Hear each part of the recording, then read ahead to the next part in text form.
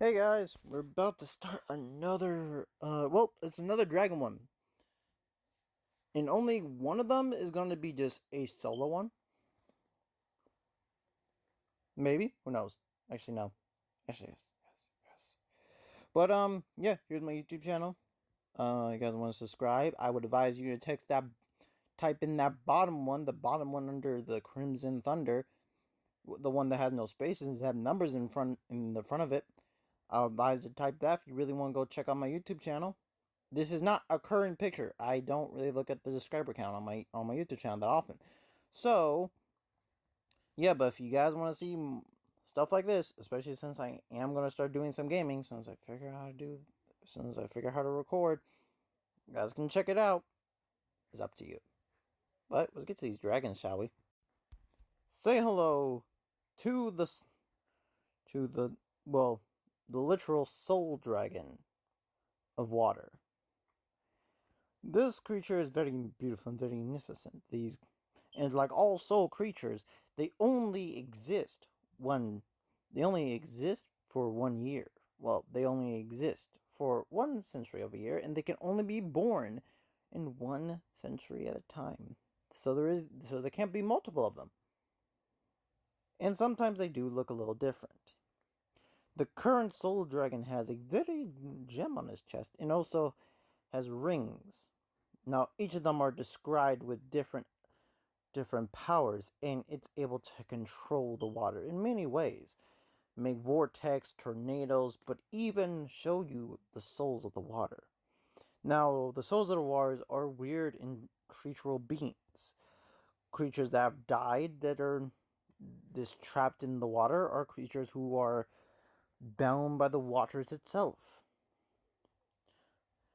And so their souls live on. This creature will always be in a particular place, though, in what in that place is called the Sea of Souls. The Sea of Souls is a place where you see the souls of all dead sea creatures through all of history and through all of time.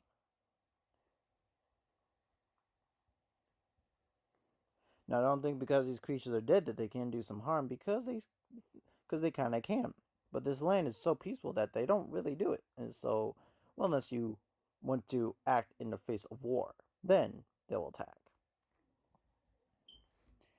But yeah, the dragons are magnificent. Well, this dragon is magnificent and is beautiful, and it will always guard the souls of the sea. Now, here's a dragon type that is very beautiful and magnificent. Now, these are star dragons. Well, morely magic dragons. Magic dragons can do amounts of different types of spells, but they do have to learn it, so they do have to go to magic school. Now, now magic dragons they have now the thing that gives them all of their allows them to channel their magical power from their body is a weird emblem that's on their chest. Now it can look very different in different situations, like they're just like how they can look different.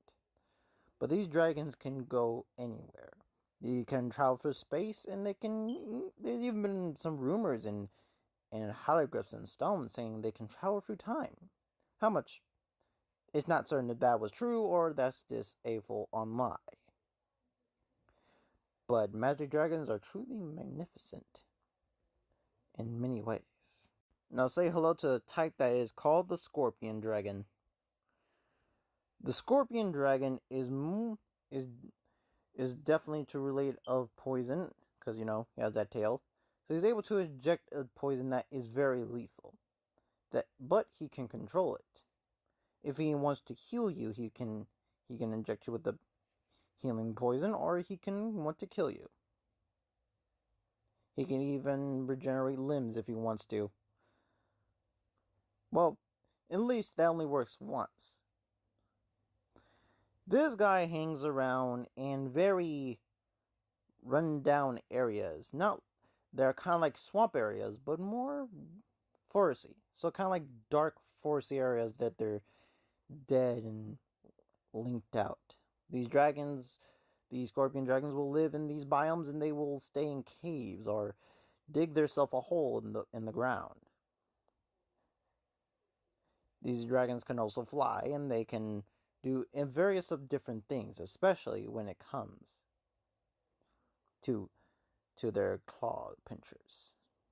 These pinchers in the front they use to grab food, to eat, and also use it to build things. Well, build stuff like walls and other guard places to keep them safe. Now say hello to a type of a dragon that is called the wind dragons. Now wind dragons have various of different forms and bodies, just like all the others. When it comes to different types, wind dragons are able to, well, as you can tell, control the wind. Now they can't really tell souls or talk to them, but they can, depending on how powerful they are during birth or how powerful they can get, how powerful their energy gets, well, their power gets until they turn to like their final age, because dragons, they get their power stops growing when they turn 15. And so how powerful that level is how powerful they can control wind and control everything else. Some can even make illusions from the wind. Some of them can even make tornadoes or even create lightning storms. These dragons will reside in the clouds, since they are very much built to stand on clouds and walk upon them, even to control them in where they move. So these dragons would sleep on the clouds and be minding their own business, only coming down when they need food. Now, wind dragons, they only eat fish. Well, I say eat, more like swallow fish. But a fish they like to consume more is a fish that may or may not be extinct, called a guppa fish. A guppa fish is a gold and silver fish that is very giant. Them catching this is them having a full course meal for at least 3 days. And that's all the dragons I have for you for today. I hope you guys enjoyed this, really. I'm doing another supervillain. Another one I have, it's going to be great. I am going all out. When I go to school, I'm going to literally spend 80% of my time focusing on this guy. Well, after I get my last abomination done, I'm going to focus on coloring him and getting him, detailed and all. So yeah.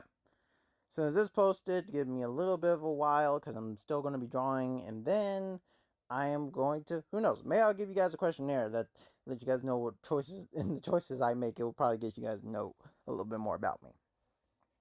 Yeah, but see you guys later. Crimson Thunder.